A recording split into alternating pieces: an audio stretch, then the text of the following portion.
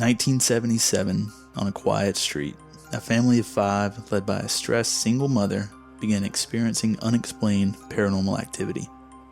What followed would become the English equivalent to the American Amityville Poltergeist.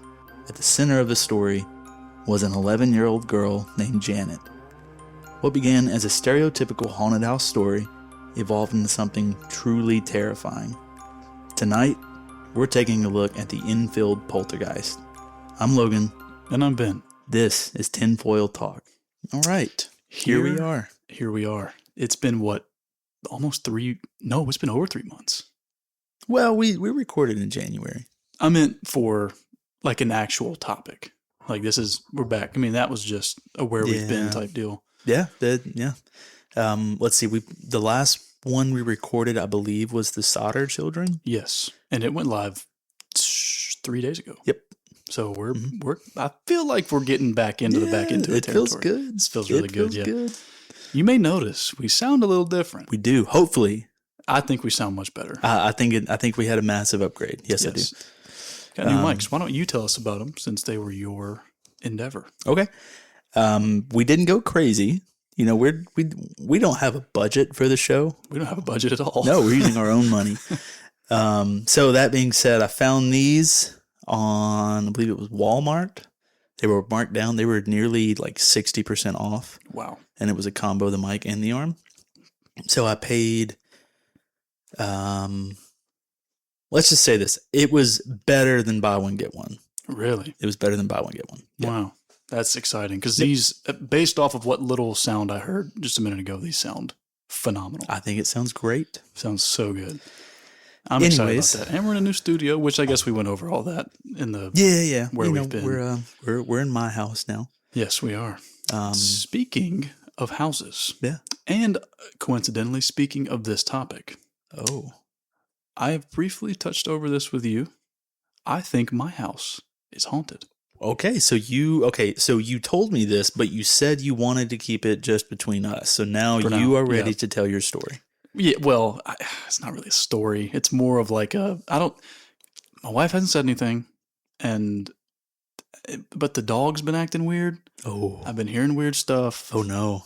And it's not like your typical like door slam or whatever. It's more of, I'll hear like it's heavy boot steps from across the house. And it's very distinct. It's not like, that mic could have been, I mean, because we live up in the woods, so there's we're not going to hear cars. We're not going to hear anything like that. This, I'm telling you, it is the most distinct boot sound hitting like hardwood floors I've ever heard in my life. And it's happened on 2 separate occasions. And the other night I told you there was a mop or a broom standing up in the corner. As far as I could tell, gravity-wise, there's no way this broom should have fell over. Okay. And it did. And it's just weird, and I've been getting weird feelings here lately. And maybe that's all in my head, but the boot noises are for real. I've been hearing those for sure. Wow, that's interesting. Yeah. I would love to hear that. Yeah, and we just moved into this house, so it's only been a couple months. I think the last time we actually recorded an episode, we were still at my old house, and whenever we lived out in Monterey. As far as the story goes, yes, but you had moved in by January. We moved in December. Yeah, so. Yeah. But yeah, it's only been a few months, 2.5 months since we've lived there. And I'm not automatically saying that's what's happening, but it's been more than twice actually at this point that I've heard this. So I just wanted to get that out there. Wow. That we're covering this story and it's just interesting. You heard it here first? Yeah. Ben is haunted? I'm not haunted. Well, I brought it with me, so now your house is haunted. No, that's not how that works. Yes, it is. Yep, I welcomed it in here, actually. Well, we're a Christian household, so, your ghost can't get to us here. I don't think that's how that works. Yeah, it is. Huh? No, you ever seen the Ed and Lorraine Warren movies? It's funny you mentioned Ed and Lorraine. I have some thoughts on Ed and Lorraine that we will get into pertaining to this story. Okay, I have thoughts too. You're going to hear this story. Oh, really? I guarantee you, it will change how you feel about Ed and Lorraine Warren. Really? Guarantee it. Are they involved in this story? Or is it just... We'll save the good stuff for when it comes. Enough, There's a time and a place for everything. All right. So, anyways, time and a place for beer. beer. Lay it on me about this beer. So I have never heard of this beer in my life. Okay. I had to go to 2 separate locations because I guess we have tried so many beers at this point. Because obviously we've made it a point not to go the typical route. Like we're not going to buy Busch or, Mick Ultra, Bud Light, whatever. Right. So what I brought for us tonight is Jamaican Red Stripe. Jamaican? This is Jamaican beer. Okay. It is Jamaican lager, 4.7%. Here you go. I'll pass you yours. We will need a bottle opener for these because they're not a twist cap. I need some, but yeah. Wow. These looked interesting. Since 1928, Red Stripe has embodied the spirit, rhythm, and pulse of Jamaica and its people. Brewed and bottled in Kingston, Jamaica. Wow. Okay. And imported here. So this is straight from Jamaica. I've actually been to Jamaica. Did you meet these guys? Did not. No? I never saw this beer when I was down there, but... That's not good. Well... I don't think that's a good sign. It's probably not. But let's crack them open because I'm intrigued. I have a feeling I know what it's going to taste like, but we'll see what the Jamaican gods are giving us. I'm going to use the bottle opener in the bottom of the Frost Buddy. We're sponsored by Frost Buddy. So we are not sponsored by Frost should Buddy. Be. We're not. We should be. We should be. Yeah, I agree. I like their products, even though I don't own any of their products. I would if we were sponsored. And I'd shout you out every 20 minutes if you wanted me to. If you sponsor us, we might... Nah, never mind. Let me not say anything outrageous. Careful what you wish for. Yes. But if you sponsor us, we will be grateful and we will push your brand until our listeners are sick of it. And that's for anybody. Yep. Absolutely. We're little brand pushers. Yep. That smells like beer. This smells promising. You just want to go for it? Let's do it. Oh, absolutely. That's good stuff. Yeah. Absolutely. If you want a beer, that tastes like beer. That is, honestly, that's one of the most beer tasting beers I've ever had in my life. Yeah. In a good way. Shit. I'm not shitting on it. I noticed as I was editing the Solder Children, you know what we forgot to do? Did we not do a beer review? We did the beer review. We didn't grade the beer. We do that often. I'll be honest, until you said that just then, I was just going to move right on. Wasn't even going to think about grading. If you haven't checked out Solder Children yet, check it out. It's really funny. We were more intoxicated than normal. Yep. And the end of that episode got a little out of hand. We went off the rails pretty severely. Yeah, more than once, actually. And it was pretty funny. It was very entertaining for us both to record and to listen to a couple months later. Yeah. Good friend of the show, Peyton, he gave me some feedback on it. He in passing, he was just like, I listened to Solder Children. He gave me the kind of like, Yeah. I was like, we were drunk. Yeah. That's why you have that. That is a fact. It's been doing well. Good amount of plays. Good. So yeah, but it's just there towards the end of it. Cut us some slack. That was the second one we recorded. Yep. We had 2 really great beers. I think we drank both 6-packs. That was the night. There was a Buzzball involved. There was, which those are stout. And then there was another pretty heavy IPA. Yep. And yeah, we overdid it. Yeah. I said while we were recording, we're going to have to cut 15 to 20 minutes out. I cut 15 minutes out from editing. That's a lot. Because it wasn't anything bad. Like I'm not trying to hide anything, but like I heard us talking and I was like, there is no one out there that's going to want to listen to this. No.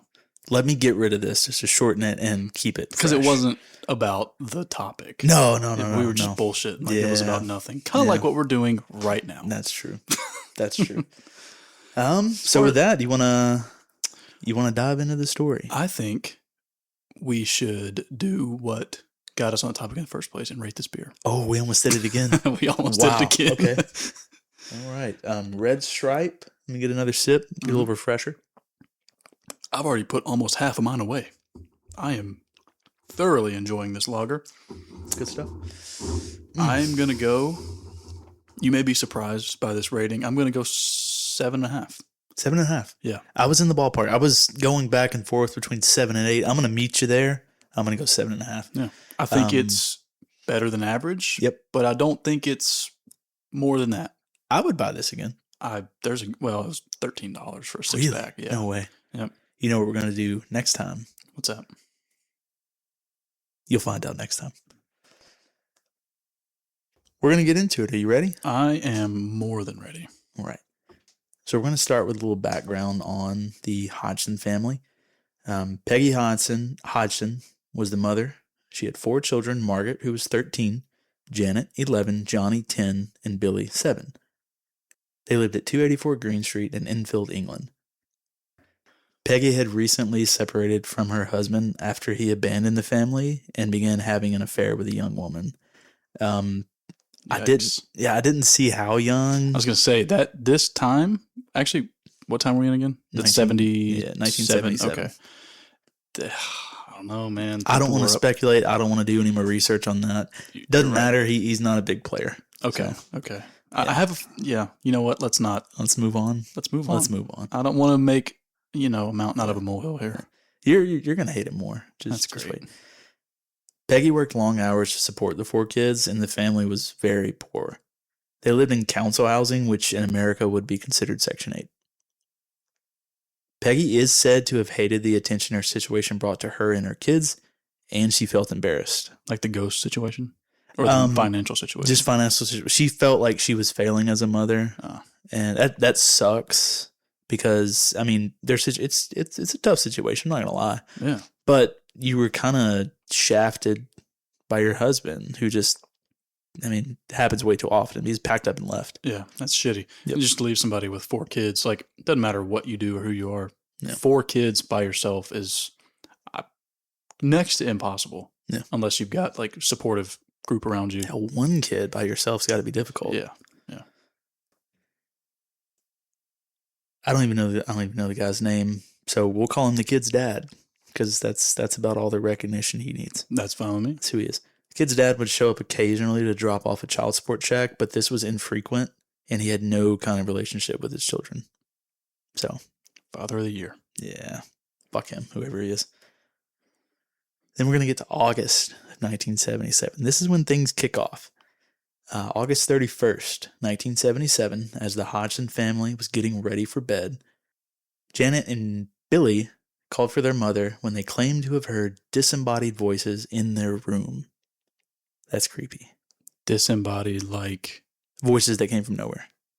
Like, like if we're in the room and we hear a voice that isn't me and I know isn't you, that's disembodied. Freaky. I've always heard the term, and that may be really ignorant of me, the term disembodied. And I guess thinking about it, like breaking down the word itself, disembodied makes sense, but I've never actually considered what that word means. I always thought like distorted, kind of, or like now that I think about it. I mean, it could be a completely, like right now, if we heard Jackie's voice, it would be disembodied because we don't know exactly where it's coming from. We know it's her. Fair enough. But it's a disembodied voice. Yeah.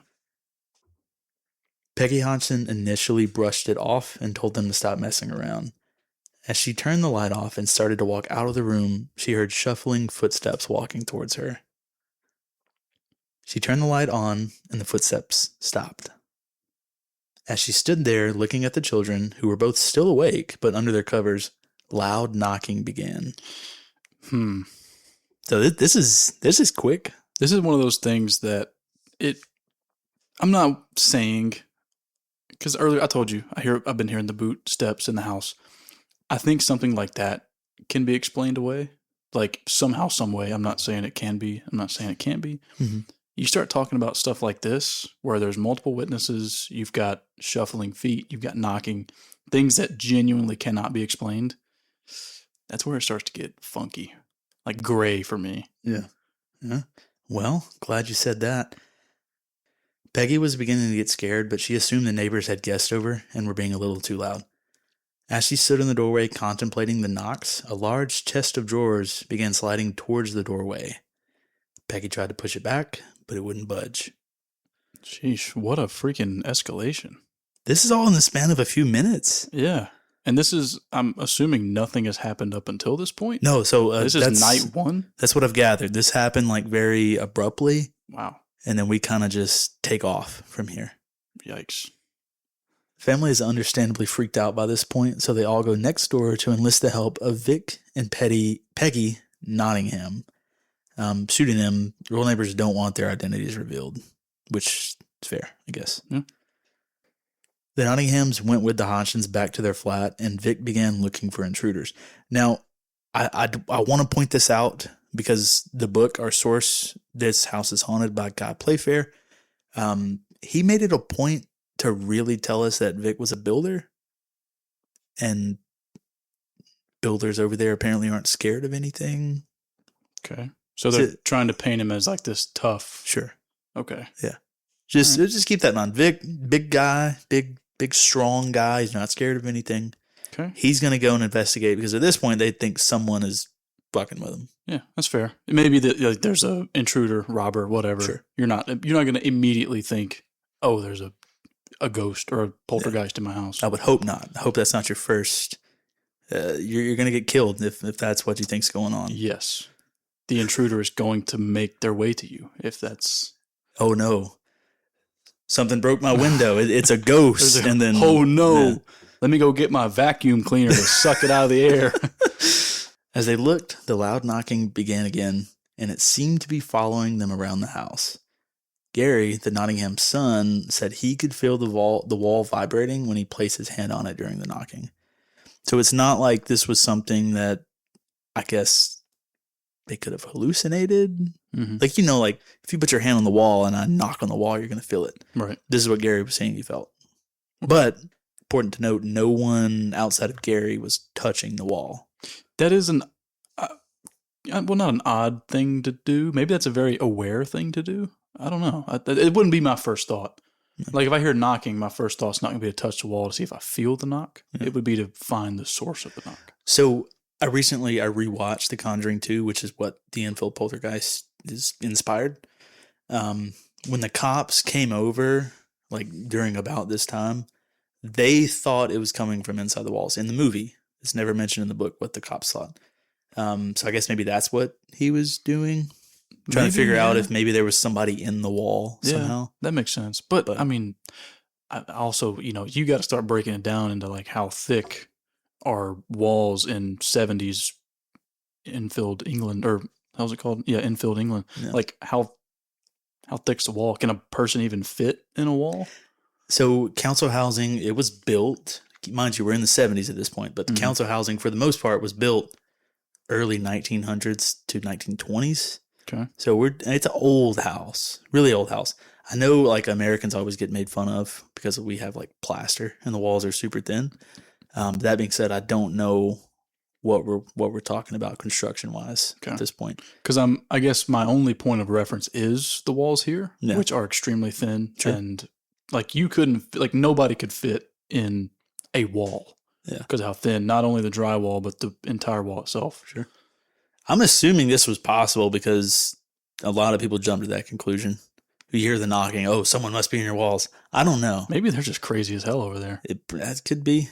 You guys got a lot of people living in your walls over there in England. If this is even so, you know what? I say we continue before we start ripping on English people. I am glad you mentioned ripping on English people. Okay, because there are some quotes in here I want you to read. I don't think you want me to read them. I want to hear the quotes accurately, so I want those to be in an English accent. You got it, mate. Peggy, under the assumption that this was a real person outside their flat messing with him, called the police. Police Constable Carolyn Heaps, along with an unnamed male colleague, arrived at the Hodgson home shortly thereafter.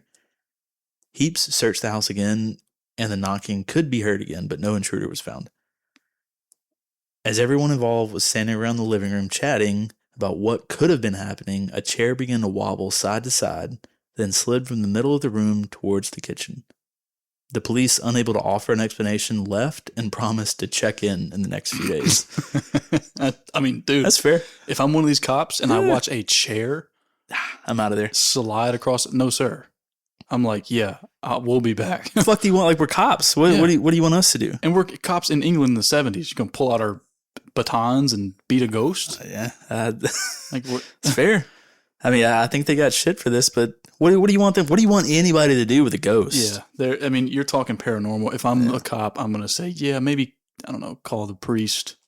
Other than that, we can't help you. But this is important because Constable Heaps wrote a report after this, and so we have a police officer writing a documented report that she actually saw this chair moving on its own. Wow. No one involved.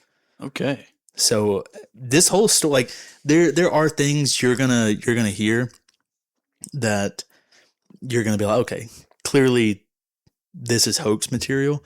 But there are also a lot of things that you're gonna hear that will make you think, shit, like, what does that mean? Because we have a lot of reputable sources who can attest, and you're gonna hear from them. They will say, yeah, I saw some unexplained shit. So that's why this has lasted this long. Well, and at this point, I mean, you're talking about a police constable. Mm-hmm. Like this isn't somebody who's just going to make this shit up for just giggles, you know, like this is, you don't falsify a police report. Not exactly Zach Bagans. Hey, don't you dare. Oh, do you like Zach Bagans? Dude, I freaking love it. Yes. That's terrible. Ghost Adventures? I like Ghost Adventures. You don't like Zach Bagans? Oh, dude, come on. Have you been keeping up with him recently? I would like to not talk about what's happened to weird members of the show here recently. Yeah. And something happened with what's Aaron? His name? You talking about Aaron? Yeah. His wife hired a hitman or something to kill him. That's what it was. Yeah, she got him killed. Yeah. Holy shit! I forget. Yeah. You fucking imagine that? No. Like they were filming a show. He was working. Yeah. He was working. He got a call from a detective or something, and was like, "Hey, man, your wife hired someone to kill you, and that person is near you right now." Oh my god! That's crazy. Kind of funny right now in this context. Yeah. But watching him start crying, he started crying. I mean, okay, I think about it. My wife and I have been together 10 years. We just bought a house. We just had a baby. You know, life's happening. If I were to get a call right now from a police detective, and they were like, "Hey, man, just want to let you know your wife hired somebody to kill you, and we think they're really close by to you. You need to seek shelter, and we're on our way." Right. I would be like, first of all, I'd almost be hesitant to even believe it. Yeah. So I'm like, wait, what? Call back. And then, once you verify something like that, man. Can't imagine. I really do feel for the guy. That does suck. I don't know how long they were. Yeah, I don't know how long they were together or anything like that, but man, that would suck. You gotta listen to Zach fucking Bagans for the rest of the night. You think they kept ghost hunting after that? No, probably not. Well, are they ghost hunting? That's what I'm saying. They are entertainers. That's my criticism. Okay. I mean, I think as entertainers, I think they do well enough. I mean, very entertaining show. Super entertaining. They see silly shit. They'll, are you in the room with me right now? They get a response every time, right? It's entertainment. Yeah. But you have a show. You have to be entertaining. Your show's going to cancel. Well, yeah. If we say we become ghost hunters, we go out to a spot that's supposed to be super haunted, and we're like, is there any ghost out here? And nothing ever happens. People are going to be like, this is boring as hell. We've done that. We did do that. We did that. Nothing happened. Now that, you know what? Let's get back into the show. The Hodgsons all slept in the living room that night as they were too scared to go back upstairs. Over the next 4 days, the paranormal activity continued. Loud knocking, furniture moving inexplicably, and marble and Lego pieces were being thrown around. Peggy Hodgson had enough and decided she was going to contact the Daily Mirror, which I think it's still a big newspaper over there, but it was a huge newspaper in the 70s. Okay. She was going to reach out to those guys, ask if they could help her get in touch with a paranormal researcher of some kind to come out and try to help them. Later that day, a reporter named Douglas Bentz and a photographer named Graham Morris arrived and began looking around themselves. Nothing out of the ordinary happened, and the pair began to leave. While they were heading to their car, getting ready to drive away, Legos began being thrown inside the house, and Peggy ran out to get them to come back into the house to document the activity. Morris was hit by a Lego brick, and it left a visible bruise on his face for the next few days. From the angle the brick was thrown, 2 people could have possibly thrown it. But thanks to a picture Morris was able to take just before the brick was thrown, we can see that the only two people that could have possibly thrown the Lego brick were Douglas Bence, who had his hands in his pockets, and Peggy Hodson, who had her arms crossed.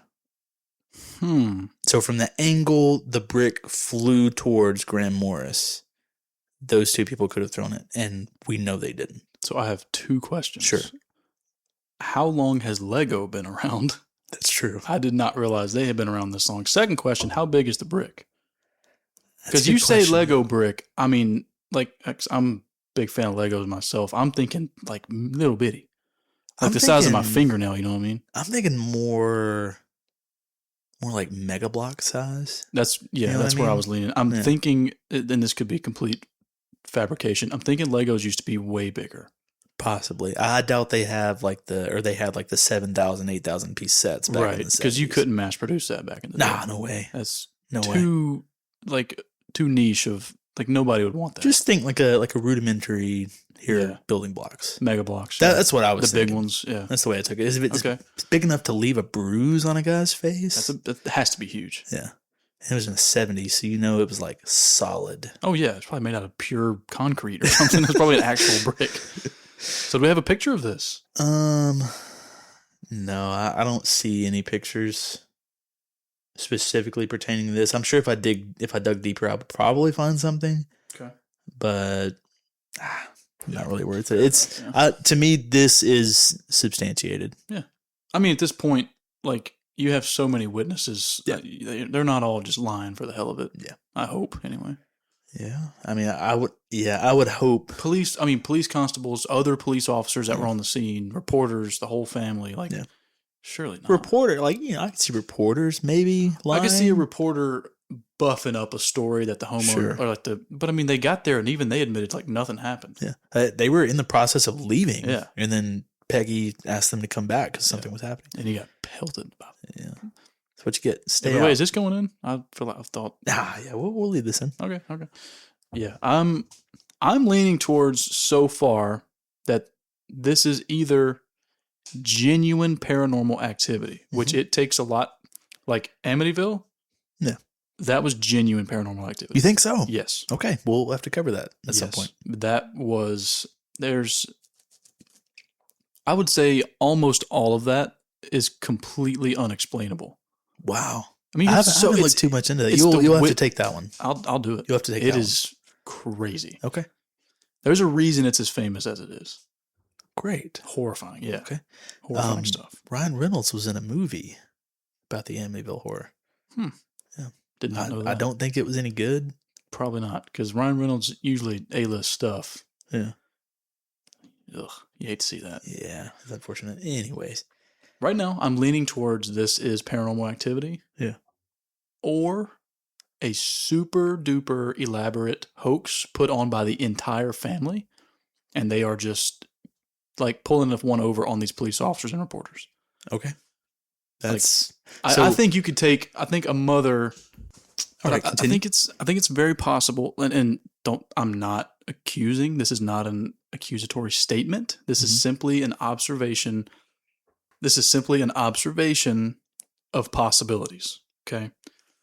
It's not outside of the realm of possibilities that a mother who is struggling to raise 4 kids by herself, she goes, okay, maybe okay, kids, gather around. Here's what we're going to do. And then this is what starts happening. Because you think about the escalation, like it went from absolutely nothing to like shit's flying across a room. People are getting hit with stuff. Like, you know what I'm saying? Right. It's not what I'm saying it happened. I'm saying it's a possibility. Okay. Something that I think I'm going to keep in mind as you keep reading. So by the end of this episode, I would like to hear from you. Okay. If you think this was a legitimate bout of paranormal activity, or if you believe this was a hoax. Now, let me make this abundantly clear right now. Okay. As we speak, I am leaning towards I think this is paranormal activity. Okay. Because this doesn't, like, the pieces aren't fitting together for this to be a hoax at the moment. So I'm going to just keep cooking that thought around while you read. Understood. Okay. Senior editor of the Daily Mirror, George Fallows, was so intrigued by photographer Graham Morris's account of the flying Lego bricks that he decided to investigate the case himself. In late 1970s England, major newspapers writing seriously about ghosts was considered taboo. Reputable editors avoided paranormal claims for fear of damaging credibility. But something about this case caught fellows' attention. I would almost say that same argument could be made today. Like, you never hear about, like, at the Daily Mirror, I'm thinking about like a big news outlet like TMZ or something like that. It's my understanding that this would be the equivalent of the New York Times running something today. Okay. Which I don't know what kind of stories they run anymore. I'm sure it's like just a ton, like constant, because they got a shit ton of like publishers. But sure. Yeah, I would almost be surprised to see like a big time news outlet cover like like a normal house ghost story. I don't know. Seriously, like something like legitimately cover it and not just something as a small. piece. Just hey, look at this goofy ghost story. Yeah, like that's different. Like, this is your head, or like what was it? What was his name? This is the senior editor of the newspaper. So he's like top of the line. That's crazy. I mean, I can understand. Yeah. Even today, I can understand. Like if you seriously take a ghost story, curious, I guess that's probably not going to look great to other journalists. It's not going to get the clicks. No. And that's what, that's what they shoot for. They want absolutely eyes on their stuff. So, just like us. Tell everybody you know about this podcast. Every person you have ever right now. Pull out your phone, text everybody. Do a massive group chat of every number you can think of. Chain email. Do a chain email. Do a LinkedIn post. Yep. Facebook post. Tumblr post. MySpace post. And then move into like modern day social medias. I wouldn't say that. I would probably start with the modern day socials, and then you can mess around with the old stuff. Do smoke signals too, if you can. Whatever you got to do. Tell everybody, man. Everybody. By this point, Peggy Hodgson and her 4 children had temporarily left 284 Green Street and were staying with Peggy's brother just up the road because the activity had become too intense to remain in their home. So near constant at this point. There were I saw a quote in This House is Haunted, the book, that there were like 30 hours at a time where it was just constant, like something was happening constantly for huge swaths of time, a day at least. I've always thought that these, you always hear of these stories happening, and you're like, well, like the first thing that always pops in my mind is like, well, why don't they just move? Like if this crazy shit's happening. Stories like this, where they do up and move, that to me is almost like more fuel in believing their story. Yeah. Do you know how difficult it would be to up and move 4 kids by yourself? 4 kids. You have to pack up all their stuff, all your stuff, all your furniture. Well, okay, so this was temporary. Or is this temporary? This is temporary. It's just okay. Hey, we need a break from this. Can we please come and crash in your living room for a couple of days? Fair enough. That's like they haven't moved out of their home. That's still a big step, though. Absolutely. To be that terrified. Yes. And, like to make that leap. It would take a lot for me to want to leave my house. Yes. Like outside of like a vacation. This isn't a vacation. No. It would take a lot for me to be like, okay, I can't stay in my house. Yeah. For at least a couple nights. I cannot live here for a little while because it's so bad. I fucking love being at home. Yeah. I love being at home. It's my favorite place on earth. Absolutely. Fallows interviewed Peggy at length. According to reports, he believed her. After hearing the full story, he told her, "Take it away, English Ben." I'm not an expert, but I've done a lot of reading on this sort of thing, and I think what you have in your house is a poltergeist. Wow. That's what you... That's... Wow. We have a lot of listeners in England. Is that you? You told me to do that. Wow. I didn't you told me to do that. The Hodgsons had never heard the word poltergeist before, which it sounded shocking to me at the time, like when I first was researching this story, but it kind of makes sense, I guess. Well, okay, the concept of a poltergeist or just simply that word specifically? They had never heard the word poltergeist. That's understandable. There's plenty of words that English people use that we don't, and vice versa. I'm sure they've heard ghost before, but yeah, poltergeist is a bit more niche, I guess. Yeah. I mean, poltergeist could be any language, really. I mean, that could be German, or I don't know what. Do you read ahead? No. Wow. Okay. Never mind. Hold your horses. It looks like a German or maybe I don't know. That's fair. Okay.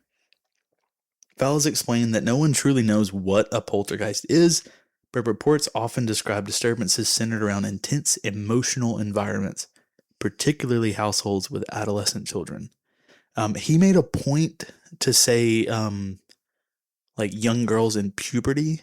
Like he made a point to say that because she had two girls that were close to that age. How weird is that? Well, it will make sense. It is weird. You have this grown man, coming in and be like, oh, it's probably because these girls are, about to start their periods or shit. No, I didn't mean that. I meant that it happens more frequently with like that specific age and gender. I thought it was weird that he mentioned that. That is also weird. I mean, it's weird that he mentions it if there's no data to support what he's saying. If there is data to support it, I think it's uncomfortable that he's saying it, but I mean, if the data's there, the data's there. Now, if he's just throwing this out the side of his neck, yes, that is extremely bizarre. Well, I mean, what I just said, poltergeists are often described as disturbances centered around intense emotional environments. I mean, that single mother, you have a 13-year-old and an 11-year-old girl. I mean, I don't know when girls hit puberty. I don't either. It's probably close. I know it's younger than boys typically do. You think so? Like, I think it's earlier in life. Yeah, I'm pretty sure. Huh. Okay. I mean, it's probably close. Yeah, I guess. I don't know. Yeah. I'm speaking blind here. Side note, the word poltergeist comes from the German word. That's why I looked at you and asked if you read ahead. That is actually insane. I swear to you, I did not read ahead. I promise. Poltern, which means to knock, and Geist, which means spirit. Fair enough. Poltergeist. Yeah. Straightforward, very on the nose. But the word he mentioned puberty. Mm-hmm. The family wasn't familiar with that term either. I don't believe that. When Fallows clarified, Peggy reportedly responded, "Oh, that? Yeah, Margaret had that in March." But isn't that wild? Like they weren't at all. Okay, they called it flowering in England. I've heard that term. Flowering. What's the movie? Midsummer. Right? Is it worth watching? You've never seen Midsummer? Never seen it. It's one of the, oh my God. Yeah. There's not another movie like it. Ever. Really? No. Okay. Damn. Okay. Yeah. Midsummer's wonderful. Yes. Okay. Wonderful. It's really weird, and a lot of it honestly does not make sense. Very ritualistic, but very entertaining. I'll watch it for Hayden Panettiere alone. She in the movie? God, I hope so. I wish I'd done some research before I said that. I don't know if she's okay. Live look up. I don't. She might be. I'm not 100% sure who that is, but that name does not sound familiar. It's got to be her, dude. I think it's Florence Pugh, and it is Florence Pugh. Yeah, it's Florence Pugh. And all right, cutting all of that. No, don't cut it. It's good stuff. Do they look similar? I don't. Who is Hayden? I've heard the name Hayden Panettiere, but I don't know what she looks like. Did you ever see Scream 4? Probably. I've seen most of the Scream. Like 2011. It was like after the early 2000s. I'd have to see. Scream 3 was ass. Scream 4 was a little bit better. You know, we need to talk. Okay, we're on the topic. We're on the subject. Mm-hmm. Ed and Lorraine Warren. Mm-hmm. I am blanking on the name of the damn movies. Conjuring. The Conjuring. Films. Yeah. We talked about this earlier. Yep. First movie. Phenomenal. It is a GOAT horror movie, in my opinion. If not the GOAT. I told you they could have stopped with one and I would have been completely fine. I put it up there with like the first Insidious. Sure, yeah. Like I think it's better. Great. It could be. I 100%, I love that argument. Mm-hmm. The second Conjuring was good, but I thought they're overdoing it a little bit. It felt a little too exaggerated. The first one felt just new. It was what it was. Yeah. The second one, they over-exaggerated the paranormal activity a little bit. Third and fourth one, especially the fourth one, was way over-engineered. I watched it for the first time yesterday. We watched it a few months ago. We did not like it. It was ass, dude. It was not good. I hate it because Vera Farmiga and Patrick Wilson deserved better. Oh, yeah. But Patrick Wilson's phenomenal. Oh, yeah. Okay, so you just said Patrick Wilson. You left out Vera Farmiga. Was that I'm not familiar intentional? I'm not familiar with any more of her stuff. I meant Patrick Wilson as an actor. Like, oh yeah, I don't know any more of her movies. I wonder if he just likes doing scary movies. He is in a lot of scary movies. Yeah, we're going way off topic. That's fine.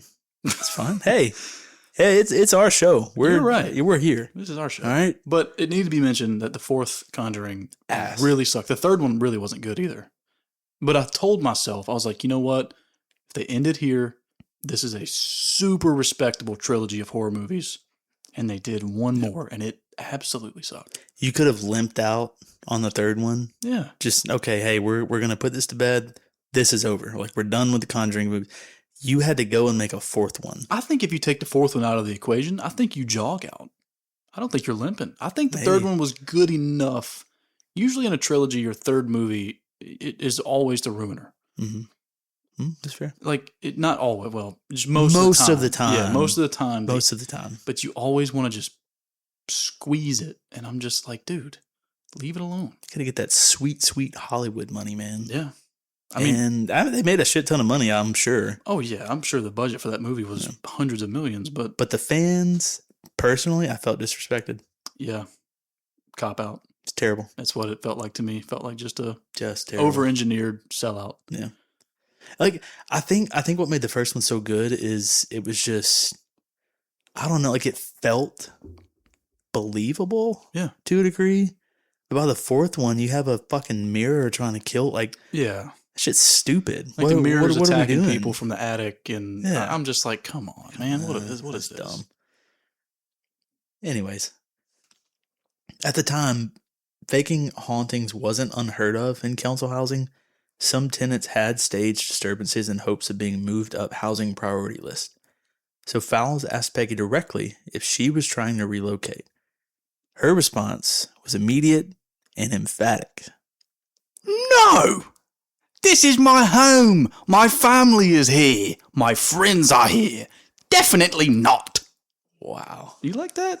No. No? Is that not good? I almost felt like I was like channeling my inner like Harry Potter there. I was gonna say I feel like you could be like just a terrible Harry Potter character.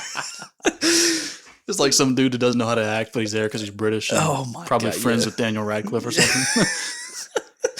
Oh my God.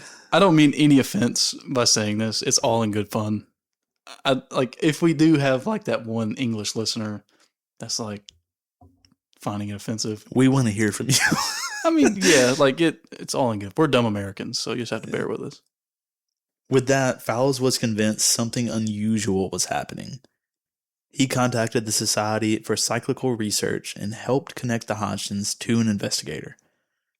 Maurice Gross and Guy Playfair arrived at 284 Green Street in September of 1977.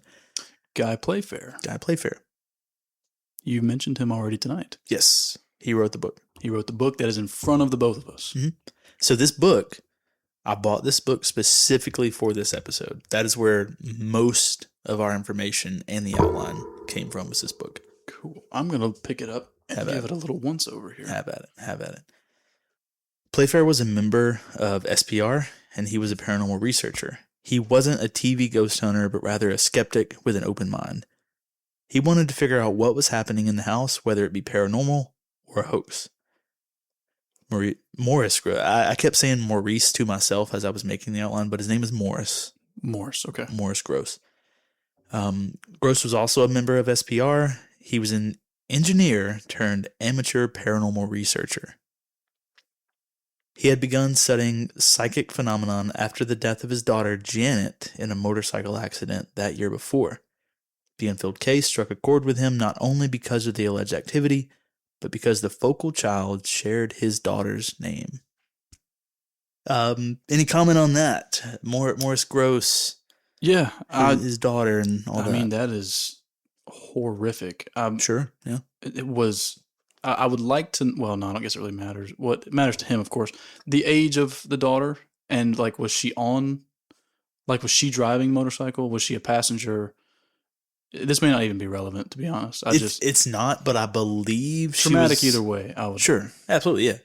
But I don't think it's overall relevant to the rest of the story. But I believe she was on the motorcycle with her boyfriend, maybe? Okay. I think we're talking late teens, early 20s, I think. That stinks. Yeah. So I get it. You said that he was an engineer turned amateur paranormal researcher. That pipeline's not usually common. No. I can't imagine doing that. No, I mean, you're an engineer, and then you're like, you know what? I want to go amateurly hunt ghosts. Like, that But to me, that says he was very intrigued specifically because of his daughter's passing. Yeah, I mean, if somebody may have just told him just in conversation, "Hey, yeah, I talked to the dead through paranormal, like whatever," just in that, and he's like, "Wait, what?" And then there you go. Like he's gonna go try that. I respect the hell out of that. Sure, why not? Gross would remain embedded with the Hodgsons for the next 19 months. Holy shit. Damn near 2 years. Like living with them? So maybe not outright living, but he spent the vast majority of his time in the Hodgsons home. Okay. 19 months. That's a long ass time. 19 months ago was 2024. God, dude. Yeah. Wow. Holy shit. To put that into perspective of how long we're talking here. 2024. Do you think he was homeless?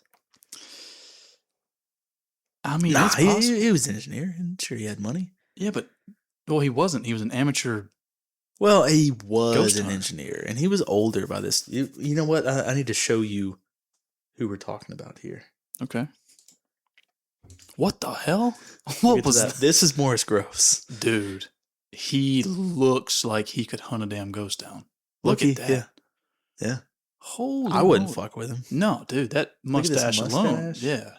These glasses, the eyes. That is a tough dude right there. Yeah. Yeah. And then we have Guy Playfair. Okay. Typical 70s looking fella there, yeah. Pretty serious guy. Here they are together. Cool. I mean, the mutton chops, of course. Sure. Staple. Those need to come back, in my opinion. Absolutely. Absolutely. I don't have a problem with that. But yeah, there they are. We shared our thoughts. We're going to move on. Okay. So one last piece before you move on. I know obviously Gross is staying there for foreseeable future. Mm-hmm. Is Playfair also equally as embedded, or is he? Do we know? Like, is he equally as invested in this as Gross is? No, not at all. So Gross was described as being emotionally invested in the case. Playfair was more like, I'm taking this serious, but it's not going to get all of my time. Playfair was there often, but Gross was more invested in the Hodgson case. The pair kept meticulous notes and audio recordings. In Guy Playfair's book, This House is Haunted, as I've mentioned, is what we used to write the script. Almost immediately, the investigators heard loud knocking and saw furniture moving by itself. Gross noted that the disturbances appeared to be centered around Janet specifically. Janet is the oldest, right? Janet is the second oldest. She's 11. Margaret was 13. Okay. At that point. All right. Yep. Gross established a communication method: 1 knock for yes, 2 knocks for no. So they would ask the poltergeist questions, and then the knocks. Yeah. Does that make sense? Yeah, I made that face because this is kind of where I'm heeding a little skepticism. Okay. Not for, you know what, I'm going to let you read for a minute, and I'm going to pick up my thoughts. Listen, you don't have to decide right now. Yeah. We got all the time in the world. I'm still, yeah. Okay. Through a series of structured questions asking about age, gender, and cause of death, Gross reported that the entity claimed to be male, 72 years old, and that it had died in the house. Eventually, they determined the entity was named Bill Wilkins. Okay. Mm-hmm. Has this person been verified to have ever lived? I am glad you asked that question. The entity claimed it had died in a specific chair in the living room from a brain hemorrhage after falling. Records later confirmed that a man named William Wilkins had lived in the house before the Hodgsons and had collapsed downstairs from a hemorrhage. So this poltergeist, gave pretty specific details. That is very specific. And that's not necessarily something only it would know if this is public record. No, that's, yeah. So just playing both sides of the fence here, hoax territory is still explorable. However, I am I'm leaning towards legitimate. Wow. Okay. You right now. You flip-flopped there. How? You said you were leaning more towards hoax whenever we discovered the communication method. No. I said that is. I didn't give my opinion after that. I said I don't know that. How we're establishing communication methods with ghosts. I feel like we're. Poltergeist, not a ghost. Okay, I feel like we're establishing a communication method with a poltergeist. Feels like a stretch. Okay, that's fair. I mean, the kids could have easily known about this Bill Wilkins character dying in the house. Yeah, I mean, you can just public record usually. Sure. Margaret. None of the kids were alive except for Margaret when they moved into the house. They lived there for 12 years at this point. So Margaret was one. The other kids weren't even born yet. Yeah. None of them even close to old enough. Or even the one you're not even remotely close enough to remembering anything. But now as preteens, sure. Yeah. I mean, they could have heard that from neighbors or, I don't know, in school. Yeah. This could honestly, and it's not likely, but this could be the kids. This could be the two oldest kids. 13, 11-year-old. They're playing a super elaborate prank. Mm-hmm. They heard from the neighbor that, Bill Wilkins, he died way back when from a hemorrhage. He fell down the stairs and blah, blah, blah. And they're like, ooh, let's toss that in there somehow. So at this point, I do want to make two key distinctions. The movie, The Conjuring 2, really fixates on this chair. There's no record that says he actually died in the chair. He did, Bill Wilkins, did die from a brain hemorrhage, but they found him downstairs. There's no exact record of where he was exactly. I remember Lorraine's many scenes in the chair. Yeah. Sinking back, whatever, going into that mode she went into. I remember that was pretty focal in the second movie. And the second distinction is I haven't really touched on it too much, but it is almost exclusively centered around Janet. Okay. So all the activity, it has to do with Janet. The 11-year-old, right? The 11-year-old. Okay. All right. The two younger boys, Johnny and Billy, they're too young to really, I guess, understand what's going on. Yeah. They know they're freaked out because the rest of their family's freaked out. Yeah. Then Margaret's 13, 13, moody teenager, I guess. But she's understanding though. She understands. You know what a ghost is. Sure. Poltergeist. I'm talking from her perspective. She's like, oh yeah, we have a ghost in our house, and it's relentless. But whatever. Yeah. She did say she experienced things, but not at the level that Janet did. Okay, so Janet's getting the brunt of it then. Janet is our focal point for sure. Okay. In 2 months, the case had escalated from knocking and moving furniture to an alleged spirit identifying itself as a real former resident. In 1977, Janet began producing a deep, gravelly, elderly male voice. At first, it came in short, rough phrases, and then full, sustained sentences. Jesus Christ, what a jump. Yeah. So we have gone from what is understood to be nothing at all to furniture flying across the room, knocks on the wall, communication with a poltergeist through knocks, to, I'm guessing, full-blown possession?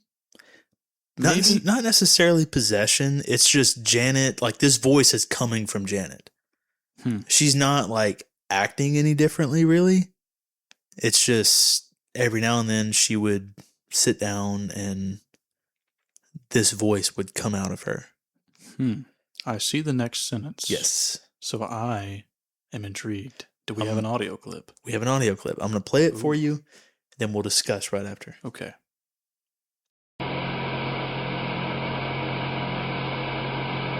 Days before I died, I went blind. Then I had an hemorrhage, and I fell asleep, and I died in a chair in the corner downstairs. I just listened to the clip, as you all just did. I don't know what to make of that. Very clearly not an 11-year-old girl, though. Would you say that? No? I'm not saying that. I'm 90-10 on that. Okay. I mean, I'm not saying, you know what? Yeah, I don't think it's possible. I think that was There's no way that's an 11-year-old girl's voice. There's just the only thing is like the point of reference. I don't know. Like I think of like 11-year-old me. Am I capable of making that voice? Right. Yeah. Probably not. So there's no way an 11-year-old girl would be capable of making. Because I mean that clear rasp, like deep. There's just no way. Like a lifelong smoker. Yeah, like that was. It was very manly. Like it was very clearly a manly voice. Yeah, I would agree. Yeah. So if we're going the hoax route, it's elaborate at this point. There's multiple involved parties, like police, reporters, a family. So if this is a hoax, they've crushed it. Yeah, absolutely. This was not the voice of an 11-year-old girl. It was harsh, strained, and distinctly masculine. Multiple witnesses heard it firsthand, and Gross recorded dozens of hours of audio of this voice. Wow. So it's not like she did it once and that was it. Like this happened multiple times a day for a few different days. Yeah. Sheesh. Physically, it appeared taxing. Janet's mouth would remain partially open with minimal visible lip movement. Doctors later noted that the sound appeared to originate from the back of her throat rather than the front. So typically when you speak, your voice comes from the front of your throat. Like you can feel it. Yeah. You put your finger on your throat, you can feel it. This was coming from the back of her throat. Interesting. This suggested the use of ventricular folds, sometimes called false vocal cords. Now, this is a known technique that ventriloquists use. It can produce a rough, growling voice. But, like, if this was a grown adult, sure, you could make this argument. But an 11-year-old girl, I'm not. No. There's no way she knew how to speak like a ventriloquist. Funny you say that. Sustaining that kind of voice for long periods is painful and typically causes hoarseness. Investigators claim Janet did not become hoarse at all during these extended sessions. Never happened. I mean, like that's a fact. If you this is something you can learn to do. Yeah. I can't imagine there's a lot of ventriloquist training in this neighborhood in England in this time period. But she could have learned how to do this. She almost certainly would have 100% became hoarse. Yeah. Which they're saying she didn't do. So I wonder what, like, does that mean we're crossing into a level of, I don't know, like unexplainable things that is like no longer physical? Because if that's a physical thing, like if I learn how to be a ventriloquist and my voice becomes hoarse, I don't have control over that because it's the physical limitation of my throat. Right. But in the case for Janet, she never became hoarse. So, like, is it not coming from her throat at all? And I'm talking like in a metaphysical sense, like, is it coming from Bill just through her mouth? So it's not using her throat at all. But obviously see, there's like, something there is happening that we're not privy to. Let's say it is a possession, just to make things simple. You would think you are still limited if you're possessing someone. You're limited by the host anatomical limits. You're limited by their physical limitations. Sure. Yeah. If this 11-year-old girl isn't capable of doing that, how is she just all of a sudden capable of doing it if she's possessed? Yeah.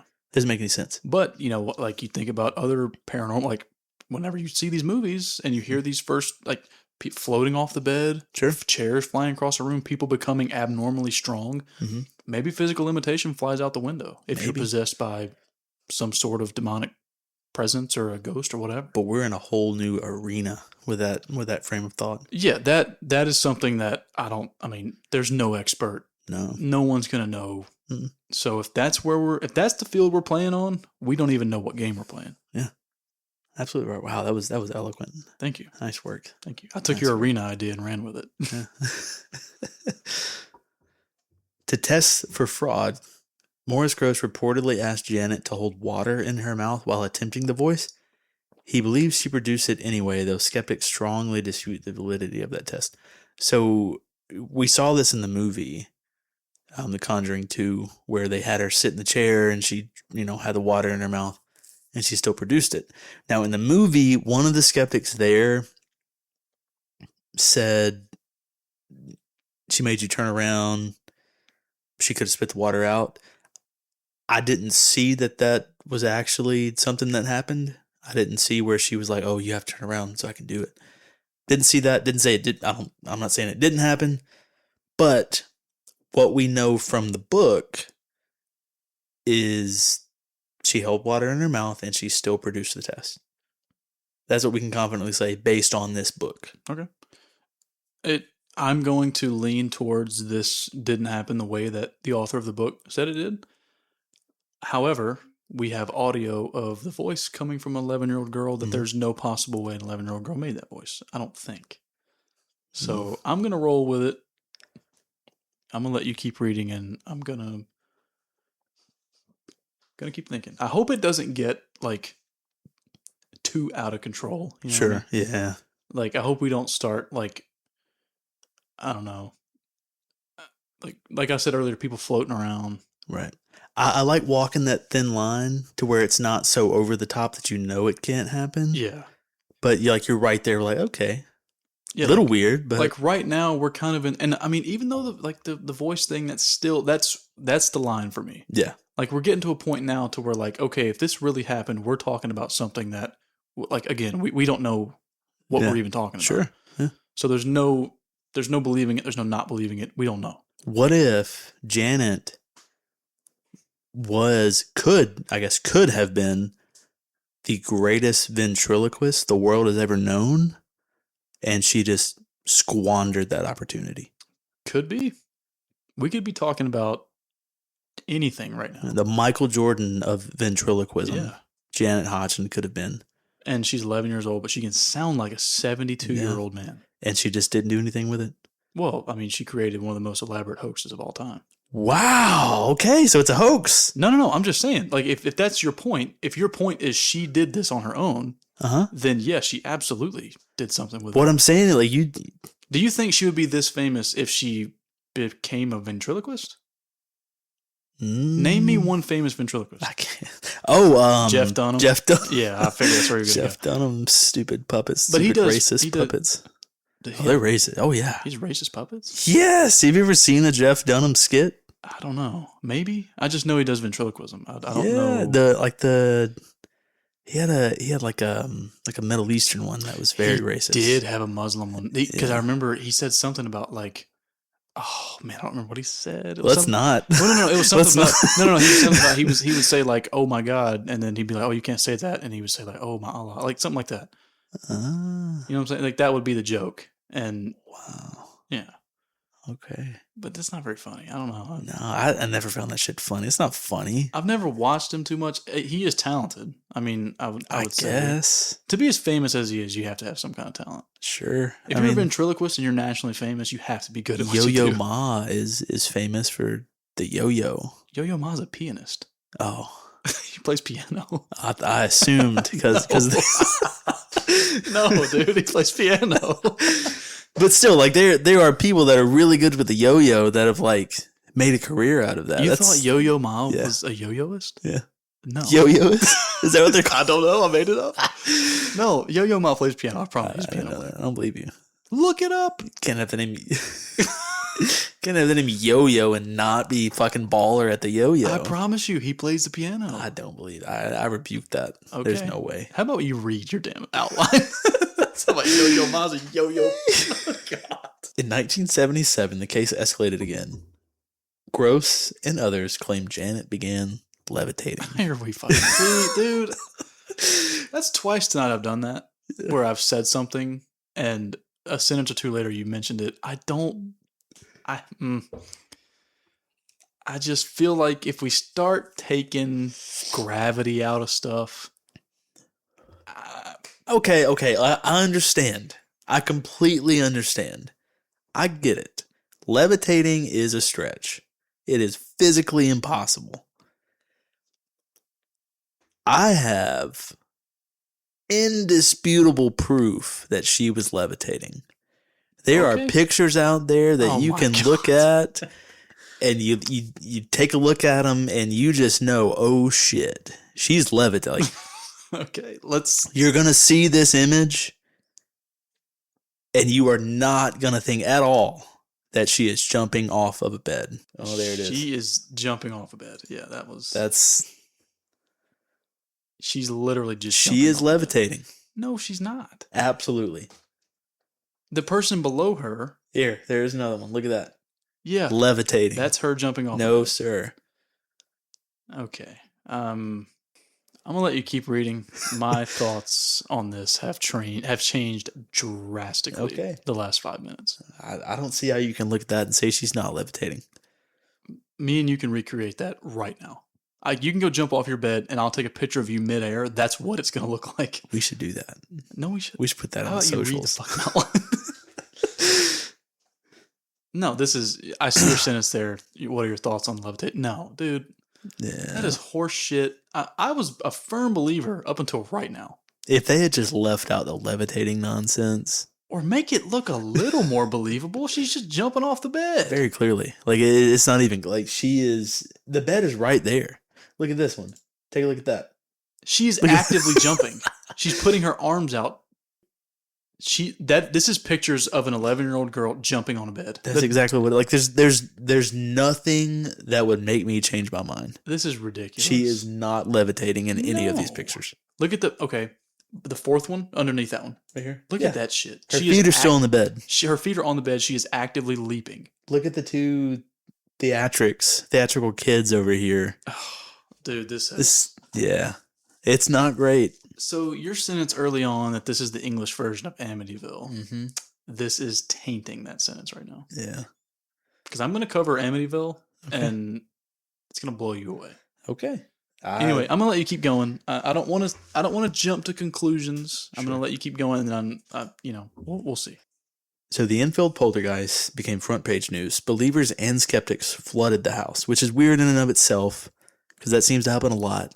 In England, if there's a ghost story, everybody just comes and fucking looks at it. Well, I mean, it's like the fourth Conjuring movie. Their house was constantly people circling the house. It's weird. If it happens here, like I'm not letting random people in my house to come investigate a ghost. No, get the fuck out of here. Stay in the street. Yeah, look from afar. Anyways, despite the attention, Peggy Hodson did not profit from the case. The family did not receive significant financial gain during the nearly 2 years of disturbances.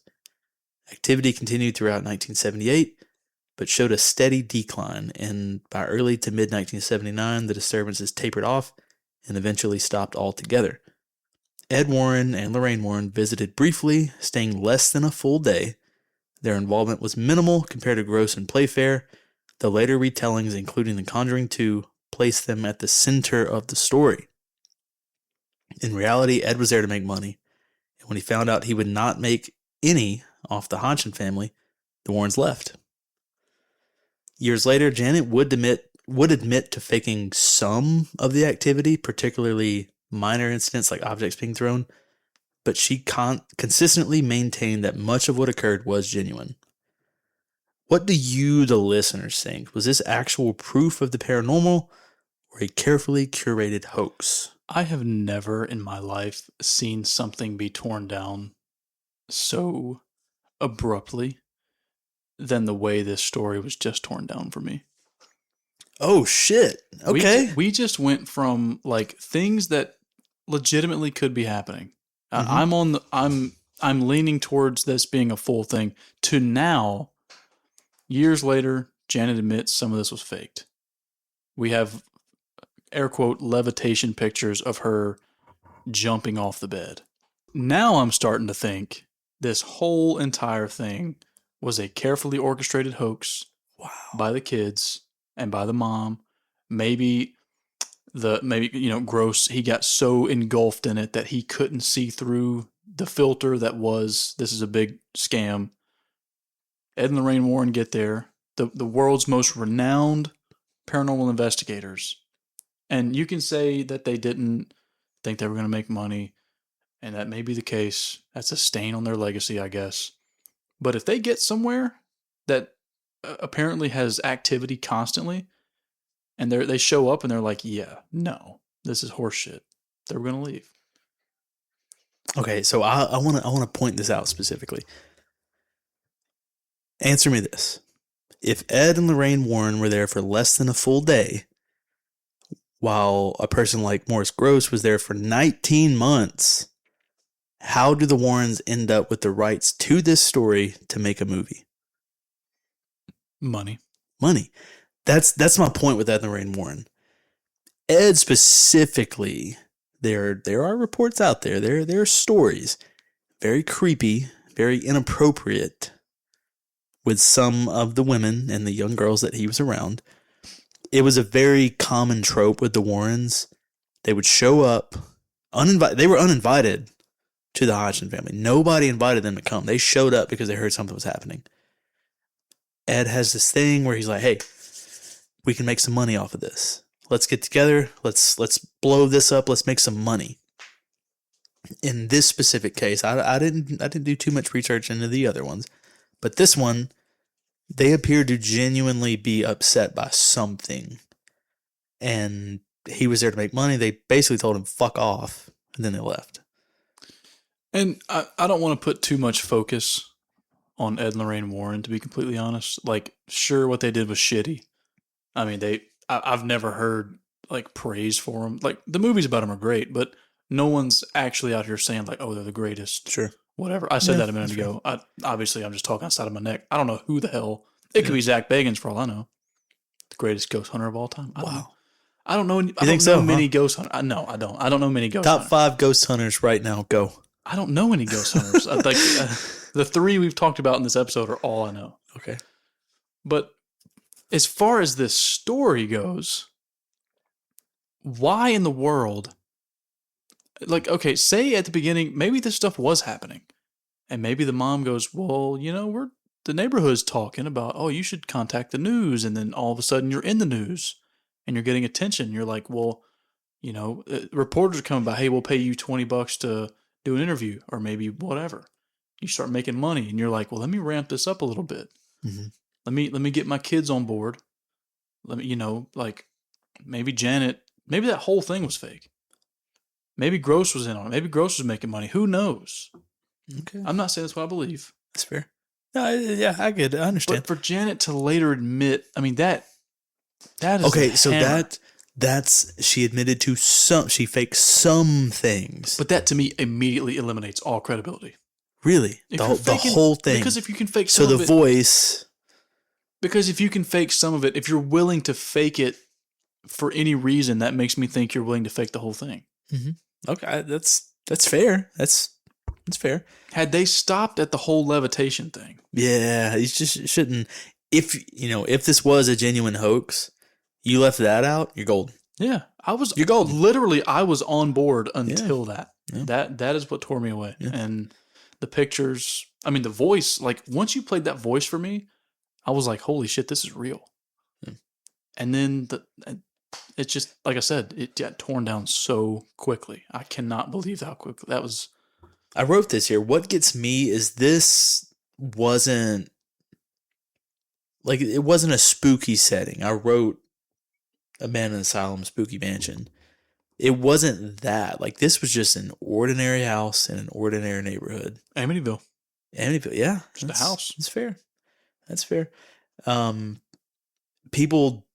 Like, the main point of contention outside of levitation photos, there are people that look at those levitation photos and think, oh, shit, like, she's levitating. Shit, you not. People believe that. Then you're just engulfed in it. And that is just positive affirmation. You want to believe it, and you're just letting that shape you. And they believe that's why Morris Gross was there. Yeah. He had confirmation bias already. Right. Because he wanted, God help him. I feel for the guy. He wanted to feel something. Like he was connected to his daughter. Yeah, exactly. So that's a big knock on the story. That piece there with Morris Gross. Guy Playfair, he defended this until he died in 2018. Mind you, he was more skeptical. He was there to really genuinely figure out what was going on. So he says, but he did defend this story until he died. I mean, don't get me wrong. Like if I'm an investigative journalist and I go to a house because, maybe one of the junior writers under me is like, look, we really need to investigate this. This is a thing that's happening, blah, blah, blah, whatever. And I go there and I see it firsthand. I hear the voice come out of an 11-year-old girl. Mm. However they're doing that. I mean, I'm still not clear on that. That's still weird. And the knocks, the chairs flying. But even then, you just also said that she admitted to some of the objects being thrown being fake. Okay. I haven't stated it yet. I'm more in the something was happening camp. Like maybe something unexplained did happen. And then Janet was like, oh, attention. I'm going with simple ultimatum of I think one unexplainable thing happened that just was random, and I think the entire family, or maybe just Janet, or maybe Janet and the mom was like, well, let's milk the shit out of that. Yeah. And maybe the other kids didn't know. Maybe Gross didn't know. Maybe nobody else knew except for Janet and the mom, and they fabricated this whole thing. Peggy Hodgson, like, it's true. She lived in that house till she died. She made jack shit off of this story. And that's fine, but like maybe the intention was to try and make something. Yeah, then once you found out you're not, then fucking Eddie Warren showed up. But you gotta think too, like you're like, okay, let's try and make some money. And then you understand, well, we're not making anything. The paranormal activity is just magically stopped. Yeah. You know what I'm saying? That's fair. Just 2 years later. I get it. And I'm having a hard time. I'm having a hard time believing it. I think I'm like 75-25. There are things about the story that if they are true, if we can believe the eyewitness testimony, you just can't explain. Like the police officer that in a official report, mind you, this was a woman police officer in the 1970s in England. If she did something dumb once, it was going to be way worse for her because she was a woman. That's just how it was at the time. Right. If she was willing to write in an official report, I saw this chair moving by itself, that makes me think, okay, this chair was moving somehow, some way. Think about it this way too. A female cop in the 70s goes into the home of a single mother of 4. Mm-hmm. And she's like, man, this poor mother is struggling. Like maybe I, affirm her story's true. Maybe it helps her out somehow. I don't know. I think it maybe gives her a little bit of peace. Maybe there's some peace here. Maybe there's some affirmation that, hey, mom, you're not crazy. Yeah. This is happening to you. Okay. And I'm not saying that's what happened. This could be like, it's a working theory. Right. And you never know. Like there's so many what ifs and so many like variables that can't be confirmed at this point because this was 50 years ago. Yeah. And the people that are involved are either probably not living or they don't care enough about it to talk about it anymore. Because even the kids now, I mean, they're in their 50s, 60s. So pushing 60. Yeah. Damn. But yeah, like the main piece of evidence I would look to, and I kind of hold on to because I really want to believe something was happening, is that voice. That voice it's spooky, it's creepy, and I can't explain it. I'm going to pivot and go off of what we were just talking about. I think, because I know I said that maybe you got a female cop helping the single mother. I don't think that's true. I think something actually happened, and I think her police report was legit. I think something went down then, and that's what turned the tables. I think that was where mom sees, like wait a minute, people are believing this. Mm-hmm. Like even the police, if the police are believing this, surely the neighbors and the reporters and all this, they'll all believe it. Right. So let's work on that. Let's build off that. Let's start, little Timmy or Billy, whatever his name was, go get in the wall, start knocking. You know what I mean? Like just those English people getting in their own walls. Go get the wall man lives down the road. Put him in the wall. Have him knock. Every little neighborhood has a man that's designated to get into the walls when he has to. He's like, oh, go knock on my walls. But yeah, I think, man, because I hate to say, oh, this is a hoax if it wasn't, but I also hate to say, oh no, this is legit if it's just a family playing a prank. Sure. I think it started legit, and then I think they started to falsify things as it went. I think that's probably closer to the truth than being 100% one way or the other. Yeah. I think something happened, but I do think it may have been exaggerated because they were getting so much media attention. You think about the timeline too. Like it goes from like, okay, absolute, and I've said this probably 3 times already. Nothing's happening. Boom, it turns into pure chaos. Mm-hmm. Like literally day one, chairs are flying across the room. And then 2 years later, once the determination is made, money cannot be made. Everything stops. It's fair. It's fair. I mean, we will never know. We won't. We always say this at the end of our episodes. We will never know. But I mean, let's. You won't. Comes with the territory. Unless one of these members of the family comes out and says, you know what, guys, we faked all of that shit. Or they come out and they're like, look, I have no reason to lie. That shit was real. That's the thing. Janet has done that. But she also said that a lot, like some of it was fake. And that's what I'm saying. Like to me, that's where we are. Yeah. Some things she faked. So I think she's saving her own face. I think she's saying some of it's faked. Entirely possible. Just to not look so silly in the grand scheme. Could be.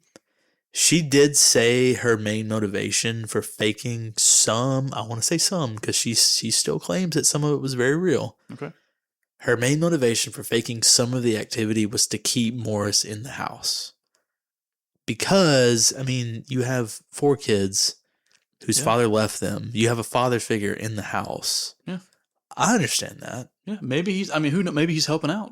Like maybe he's, I don't know, doing chores. Maybe he's cooking sometimes. Maybe he's doing, like, you know who wasn't doing chores and who was always doing chores in the fucking Conjuring movies? Ed Warren. They always make him look like a fucking saint, and he's doing all these nice things for the family. I'm getting a hint that you may have some disdain towards Ed Warren. He seemed like a giant piece of shit, and the Conjuring films were entirely too nice to his legacy. Well, isn't that kind of the reason for every big movie? There's always the hero. And if it's a story about somebody's life, typically that hero is not actually a hero. They just want you to think that way. Which, I do understand. You have to make a movie that's believable, and you have to sell it. And well, the 4th Conjuring was far from fucking believable. That was fucking terrible. It was. I give it a 1 out of 10. I give it less. It was terrible. It was bad. Whoever was responsible for that should make another movie. It was the same. It was the same director. The same director did 1 through 4. James Wan wasn't. I take that back. I do want more out of James Wan. No, it was shit. He did the first one. The director was Michael. I'm gonna say Chavez. Hold that thought. The director was Michael Chavez. The creator was James Wan. He directed the first one. It says James Wan was the director of the first and second movie, and then the third and fourth was Michael Chavez. Okay. So there's your explanation. That's why the movies went off a cliff. That sucks, man. Yeah. First one was great. You could have ended after the first one. I would say the second one. I think the second one was just as good. Maybe not just as good. It was close. If the first one's a 9 out of 10, the second one's an 8 out of 10. Third one was a 4, 5 on a good day. The fourth one was somewhere between 0 and a 1. The story... So bad. The story of the third one, that's something I would like to cover eventually, because it kind of mixes supernatural and true crime and a little bit of conspiracy. It'd be fun. That'd be interesting. That'd be an interesting concept to cover a movie. It's an actual story. I meant, like, even just taking a movie and doing a episode over that. That'd be interesting. That's what we just did. It's a good point. Well, I mean, this is a real life story, though. Well, yes, it was, but it got, I want to say, popularized because of the movie. Yeah, like ordinary people wouldn't have really known about the Enfield Poltergeist if not for the movie. I think it's fair to say. Anyways. Ultimately speaking, I'm heavily leaning towards hoax. I would like to think something at some point may have happened, and then it popped the idea in the family's head to turn this into a big thing, and then I think it just snowballed from there. And the one thing that probably was the catalyst of this whole thing, a phantom knock. Yeah. that scared the shit out of everybody, and I think it was probably just nothing.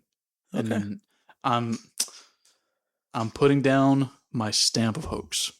Hoax. Okay. Hoax. So you are saying hoax. I'm talking start to finish. This thing start to finish. This thing so nothing about the case was real. This thing was manufactured. Wow. It started out of nowhere, and then once they realized that, the cops come in, reporters come in, Ed and Lorraine Warren come in, obviously everyone's realizing there's no money to be made here. All of a sudden, the paranormal activity stops just like that. But it stops just like that. And that the timing is just too good. I can see how people would come to the conclusion that it is a complete hoax. I more think something happened that they couldn't explain, more so than just a single unexplained knock. I think a few different things may have happened that they couldn't explain, and I think for the most part they exaggerated because they thought they were going to make some money or something of that nature. But then, as far as like an outright hoax, I do not think that at all. No. I do. I think outright hoax beyond, like I said, the catalyst event. Phantom knocks. Maybe a chair did fall over. Maybe it was, I don't know, just unexplainable. Like the broom falling over at my house. Sure. Or the phantom boot steps I hear. Like maybe that is the catalyst. And maybe I hear that and I start thinking, ooh, let me start faking a bunch of ghost stuff. You know what I'm saying? Yeah. You you specifically could be creating a tulpa. You ever think about that? What is that? So, I don't know the technical term. Actually, let me look it up. Let's do a live lookup. Live lookup on a tulpa. Okay, tulpa. This is directly from the AI overview on Google. Tulpa is a thought form or sentient imagined being created through intense mental concentration or visualization. From the perspective of just the viewer? Yes. So I think that's like, was that schizophrenia? Well, like you can, not necessarily schizophrenia, but I mean, like, if you're seeing stuff and you're the only one that sees it, that's. Well, I think we're more bordering like group hysteria. Okay. So like the dancing plague of what, 1519? I don't fucking know, but yeah, something like that. Where like herd mentality essentially. Sure. Yep. Okay. So if you imagine hard enough that your house is haunted, and then you convince yourself that you are seeing things, eventually you're going to believe that you actually are seeing things. And then you're going to pass that belief on to your wife or whoever comes to visit, me, and eventually it's going to be an actual thing. Well, I mean, if enough people see it, then it is real at that point. Like that. I think if you have more than one eyewitness, that's a real thing. Like if you have 1,000 people in a room, 50 of them see something. Something's happening. Maybe 950 of them don't see it, but 50 of them do. Something happened. 50 people saw it. But if only one person sees it, that one person might just be seeing shit. So check this. Now that you've said that, we have Vic, Peggy Nottingham. We have the cop. We have all 5 members of the Hodgson family. We have Morris Gross. We have Guy Playfair. That's at least 10 people that can attest and did believe or still believe that something was going on. Do you still think hoax? For sure. And I'm not discrediting what these people saw. And like I said at the beginning, or like I said earlier, I think there was a catalyst event while the police were there. Maybe a chair slides across the room. Maybe a brick flies across the living room. Maybe a series of knocks starts happening. Something unexplainable happened. Mm-hmm. That, I mean, look, it's unexplainable. You can't explain it. And then they ran with it. Okay. I think that's what happened. Maybe it started out as something legit, honestly. Maybe it did. I don't know. So, okay, now you said you were in the camp of a 100% hoax. Yeah. You still think it's a 100% hoax? Beyond that event, yes. Like, that's what I'm saying. Like, I'm not saying we'll get it next time, guys. I'm not saying the catalyst event was a hoax. I'm saying they saw that, and they saw the attention it brought. Mm-hmm. That one thing, that chair sliding across, the knocks happening, that one thing brought reporters, brought interest from neighbors, brought the cops. They're like, whoa, we're getting crazy attention. Let's keep this up. Fair enough. I'm not saying it's what happened. I'm saying that's what's, in my mind, the most likely thing that happened. It's fair. I get it. And I think the rest of it, and then you showed me the levitating pictures, and I'm like, yeah, that killed it. There was a noticeable vibe change after the levitation pictures. Yeah, that looked ridiculous. Yeah. There's pictures of me as a kid jumping on my bed that look exactly like that. Yeah, well, we're going to wrap this up. We're going to go take some pictures like that and put it on our socials. We're not going to do that. That's going to do it for this episode of Tinfoil Talk. If you enjoy the show, make sure you follow or subscribe wherever you're listening. And if you really want to help us out, please leave a quick rating and review. Tell everyone you know about us. You can also find us on Instagram and YouTube. Just search Tinfoil Talk. Thanks for hanging out with us tonight. Until next time, grab a beer, put on your tinfoil. We'll see you soon. Love you. Bye.